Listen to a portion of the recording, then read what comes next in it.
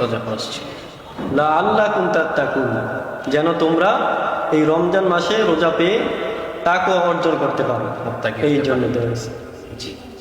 এখন রোজা ফরজ হওয়ার 3টি শর্ত আছে। 3টি শর্তের মধ্যে 1 নম্বর শর্ত হচ্ছে যে মুসলমান হতে হবে। মুসলমান কারণ মুসলমান যে হয় না তার উপরে নামাজ রোজা কিছুই ফরজ হয় না। ফরজ হয় না। এই জন্য 1 নম্বর শর্ত হচ্ছে মুসলমান হতে হবে। জি। 2য় নম্বর শর্ত হচ্ছে যে উনি জ্ঞানবান হতে হবে।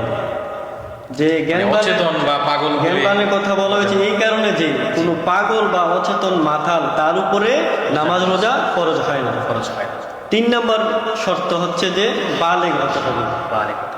এখন বালেগ হওয়ার সর্বোচ্চ হচ্ছে ছেলের ক্ষেত্রে 14 থেকে 15 বছর, 15 বছর।